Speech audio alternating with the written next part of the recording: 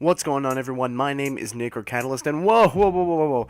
Before any of you click off the video, I know this isn't Battlefront 2 gameplay. I am fully aware, so before you go into the comments and tell me it's not Battlefront 2 gameplay, and the reason for this is because all my footage of the game was either corrupted or deleted, or both, so I don't have any to give you that is mine. If I were to give you gameplay, it would not be my own, or it would be grabbed from trailers, gameplay videos, so I thought it would just be better to show you something that is mine and something that you haven't seen before. And besides, I don't really think that the background gameplay really matters all that much in this situation, because it's really what I have to say that matters here, and I'm going to do my best. I'm going to try my hardest not to swear and keep this advertiser friendly as possible so this doesn't get buried in the YouTube search engine more than it already probably will, because I think a lot of people need to hear this. So let's try not to curse, even though I am incredibly irritated. So anyways, this wasn't the video I was planning to make for today, actually. That's why I'm posting so late in the day. But, well, it's the video you're going to get. It's 4 p.m. Eastern Standard Time right now. And, well, let's just get to it. So, Star Wars Battlefront 2 comes out on the 17th of November, 2017, and on the day of making this video, that would be this upcoming Friday.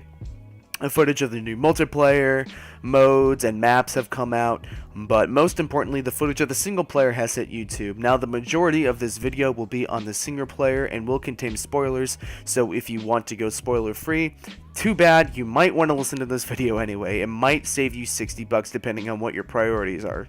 So, do you guys remember when the single player was announced for this game? What were the exact words that they used to pitch this, to sell this new single player to us? They were, and I quote, "a unique single player experience from the Empire's perspective." Okay, so that might not be exactly it, but that's pretty close to what they promised and told us. Now that the game is out, I can pretty much say that the previous statement is 100% dog poop. Back in October, when DICE and EA were sending out early copies to YouTubers and reviewers, they could play the first 3 levels of the game, which is all fine and dandy, and honestly, that's a reasonable amount of time with the campaign to get a feel for it, to get a feel what the rest of the missions are like, etc., etc. However, it would have been nice to know that the 4th mission sees Iden Versio, the leader, or the lead character rather, swap sides to the rebellion, conveniently hidden for spoiler reasons. Now let me get something straight. You mean to tell me that we are getting an experience where we play exclusively from the Empire's perspective, only to play the first 3 missions, and then flip-flop completely, and it's back to playing as the Rebels versus the Empire? Two things. It's not a smart twist, it's lazy writing, and second of all, EA, you just completely lied to everyone.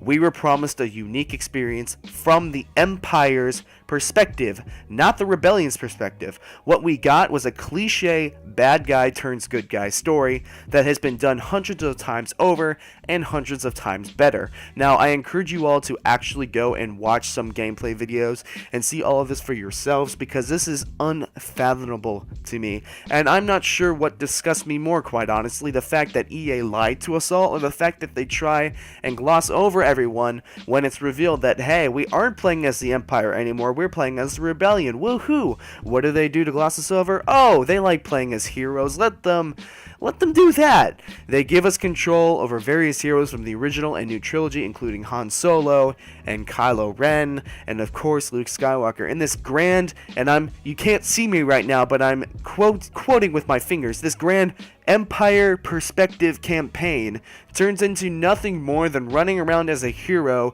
doing this and doing that, in hopes that we, as Star Wars fans, will be so enamored with the fact that we are playing as Luke Skywalker, would look over the fact that they straight lied to us. At this point, the campaign literally becomes nothing better than what we got 2 years ago in some of the stupid little single player missions that they gave us at that time. And in addition to that, This Empire Perspective campaign, again I'm using quotes here, was supposed to tie loose knots and sum up everything that happened from the ending of Episode 6 to the beginning of Episode 7. You want to take and guess on what they told us? Absolutely freaking nothing. You play as Kylo Ren at the end of the game and that's it. Now to be fair, it does tie into The Force Awakens a little bit, but how did Kylo Ren become Kylo Ren? That would be very interesting to see. I'd love to see that. I don't know about you. How did the New Republic fall? That also sounds very interesting. Why does Han leave Leia? Besides, Kylo Ren is now bad. You know, this is stuff that Star Wars fans would very much like to see, especially since Disney has confirmed that this Star Wars Battlefront 2 campaign is canon. It is part of the actual story.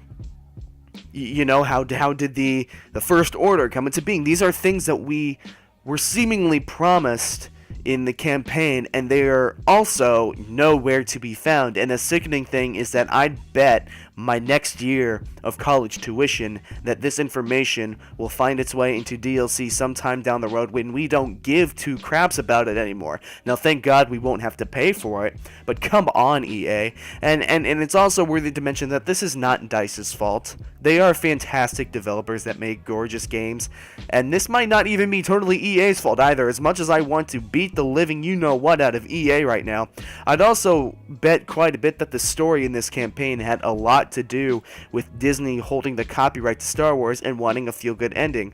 A bad guy turns good story. A cliche Mickey Mouse Clubhouse BS story, you know? Because nobody wants a sad or evil ending, right? Or at least not in Disney's camp. Like, please, like, it does not make sense. And while we're on the subject, the ending. Oh my god, I wanted to castrate myself. I could have written this script on the desk in my dorm room. It is so predictable, and it is incredibly awful. If I told you that the main character, Iden Versio, and one of her soldiers, named Del, who defects with her, fall in love at the end of the story, what would you say to me? Well, I hate to tell you this, but that is exactly what happens. They fall in love.